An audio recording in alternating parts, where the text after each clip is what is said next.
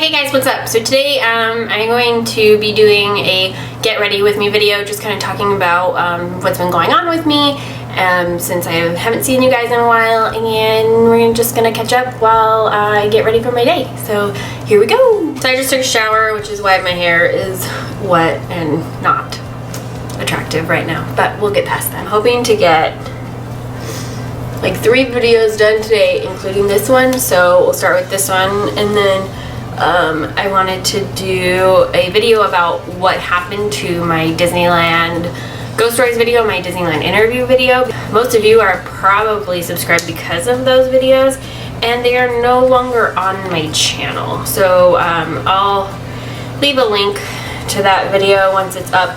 And then the other one I want to do, that I have a box coming that's supposed to come today, so it's not here yet, so I'm hoping it comes. I'm hoping to do an unboxing of what's in that box. Tomorrow I have to take this test. If you are new to my channel, I am in school for teaching right now. In California, you have to take a test called the CBEST, which is the California Basic Education Studies test.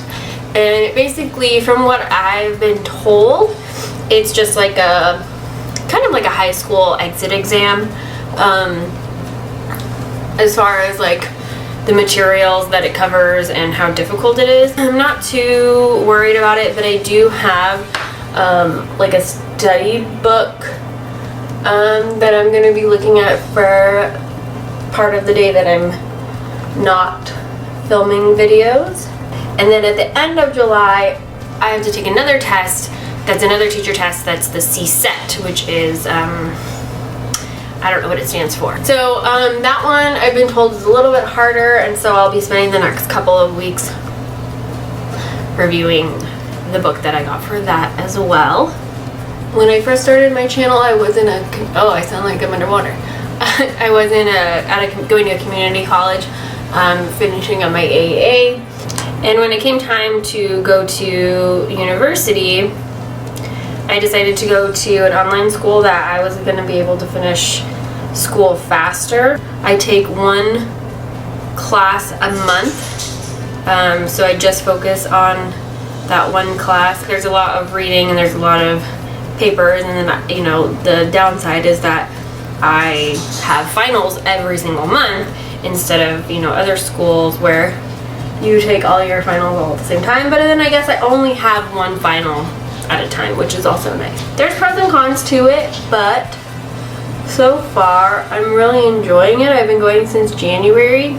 So you end up actually going to more classes in a year because you take more classes, because if you were just going to like a regular school, then you would so if you take like 4 classes a semester, you'd basically take 8 classes, and then if you took summer classes and you took 1 class, you could take 9 a year, whereas I have class every single month of the year, and so I end up taking 12 classes a year.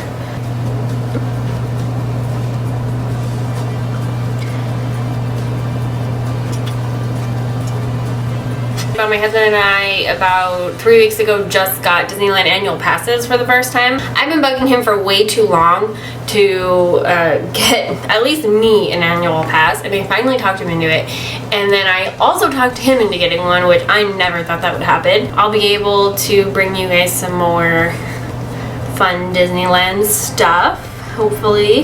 The first night that we went, one of my friends that I used to work with at Disney was working the new Guardians of the Galaxy ride, so we were able to go on that without really having to wait in line, which was super nice of him for helping us out there.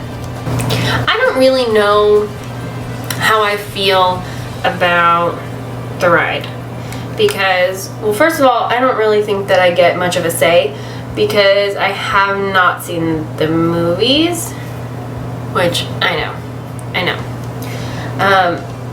But I loved Tower of Terror, and not necessarily for the ride itself. Like, the ride itself is fun, and Guardians of the Galaxy ride is pretty much the exact same thing.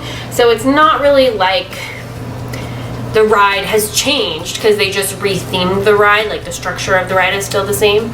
Since I worked at Haunted Mansion, and you know, the Haunted Mansion's kind of like a creepy ride, and like we're supposed to be, you know, maids and butlers.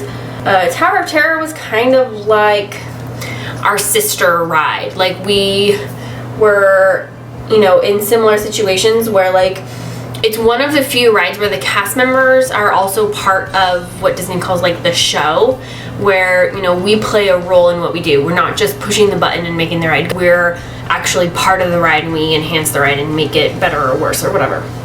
And so I really like Tower of Terror for that reason. Second reason is because my dad loves the Twilight Zone, and so I grew up actually watching the Twilight Zone a lot. I just really hope that they don't change the one in Florida to Guardians of the Galaxy, which I don't think that there's plans to do that. But I would just like at least one Tower of Terror to exist. So if we're just comparing the ride itself of Twilight Zone Mission Breakout to, did I say Twilight Zone Mission Breakout? Guardians of the Galaxy Mission Breakout to Twilight Zone Tower of Terror, I think the Guardians of the Galaxy is more fun, because going on Tower of Terror, the ride drops and stuff are all the same.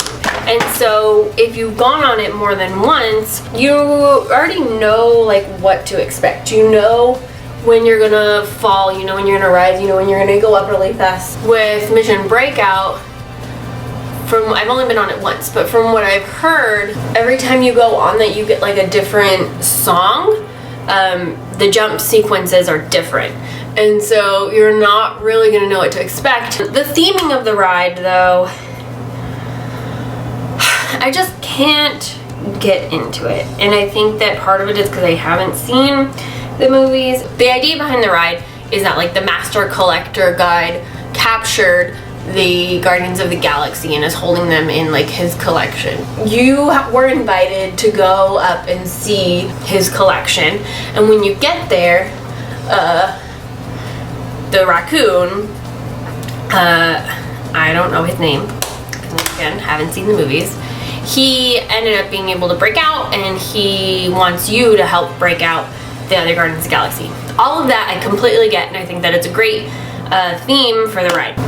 But once you get on the actual ride, the story kind of breaks apart. You go up and down, and all you really see is the Guardians of the Galaxy like out of their like cages or whatever, and then like a monster comes out, and it's just kind of like, why are we bouncing up and down? Like, it just doesn't flow well enough in my opinion. If I'm wrong, if it like there's something that has to do with like the movie that I'm missing, like please tell me. I just don't really get it. I'll definitely go on it again and again and again, because it's still fun. I'm gonna miss Tower for sure. I mean, I'm definitely not one of those people that's like, you don't change Disneyland, because I know that Walt always said that Disneyland is never going to be done. He always wanted to update things. He always wanted to change things. And I'm all for following through with Walt Disney's plan. So like with the Pirates ride changing and stuff, I'm a little sad to see the redhead go, change. Just because I have a couple of fun stories that I guess I could share with you guys someday about me being a redhead and her being a redhead, and things that people have said to us, to me. So that's kind of my only reason. It's just sentimental reasons for like me and my past. I think that without change, Disneyland would get boring. That a lot of people have a lot of nostalgia with the rides, and so I completely understand why it upsets people to have things change. A lot of people don't like change. I, on the other hand, love change, which is actually one of the reasons why I feel like teaching is a good job for me, because I'll be comfortable in what I'm doing because I'll know what I'm doing, but every day is going to be a little bit different, and every summer the school year ends, and every fall I get a new class, and it kind of starts over, and so I think that there's just enough change and just enough stability within my career that I'll really enjoy it. But change to Disney, I think, is really hard for people.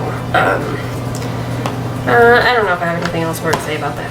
Not that long ago, my mom was watching our dogs and realized that London, which is our Cavalier King Charles mix, had a rotten tooth. And her breath had smelled bad for so long already.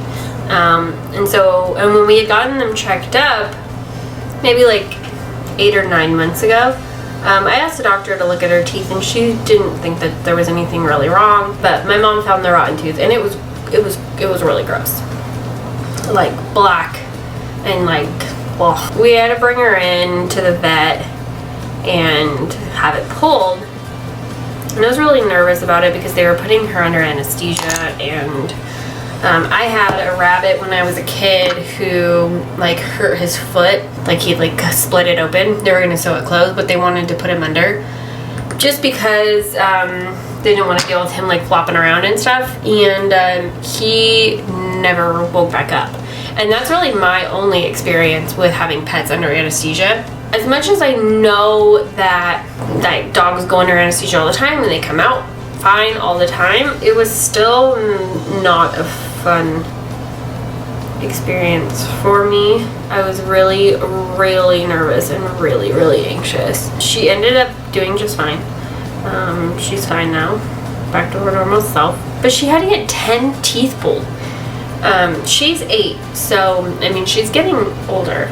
So I'm not like really surprised. What I was surprised by is so like the vet called me and was like, oh, just so you know, we had to pull 10 of her teeth. And I was like, oh my god, how many teeth does she have? Because I don't know, when I look at a dog's mouth, I don't think that they have a lot of teeth. I think they have like, I don't know, maybe like 15 teeth total. I'm like, okay, so now she's not gonna have like any teeth left at all.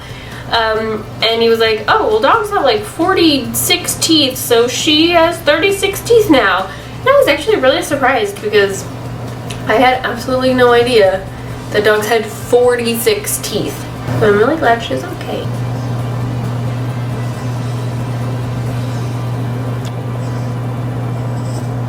I actually really, really hate these pen liners. I know that a lot of people like them. My like all-time favorite eyeliner was the Kat Von D. I think it's like Liquid Tattoo or something. But it was like one of the dip ones before she came out with the pens.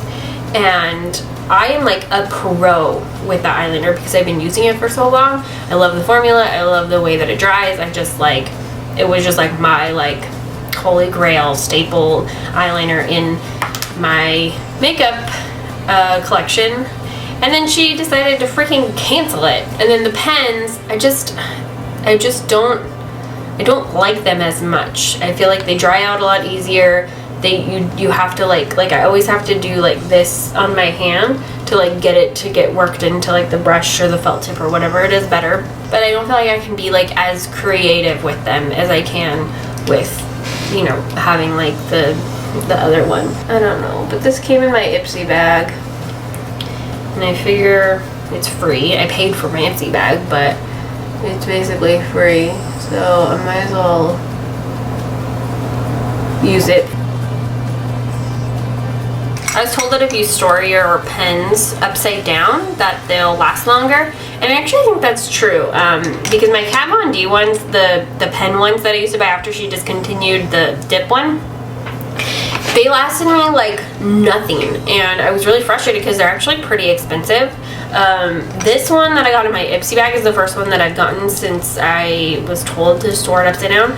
So I just put it in like my makeup brush kit. It's like the only thing that's not a brush upside down. And it's actually lasted me a really long time. I still don't like them.